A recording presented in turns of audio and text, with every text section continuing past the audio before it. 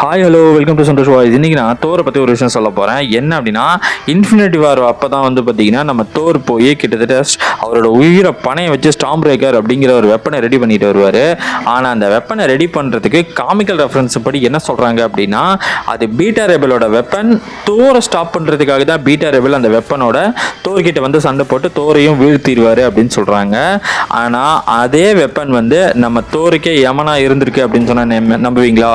ஆமாங்க, அதே என்கேம் ஃபைட் அப்ப நல்லா கவனிச்சு பாருங்க. தானோஸ் அந்த ஸ்டாம் பிரேக்கரை எடுத்து நம்ம தோரோட நெஞ்சிலே இறக்க ட்ரை பண்ணியிருப்பாரு. தோரோட நெஞ்சிலே ஒரு கோடே விழுந்திருக்கும். ஜஸ்ட் மிஸ்ல நம்ம கேப்டன் தான் காப்பாத்திருப்பாரு. ஏன்னா தோர் போட்டிருக்கிறது ஒரு மேஜிக்கல் ஆர்மர். ஆனா அந்த இடத்துல இன்னொரு விஷயம் இருக்கு.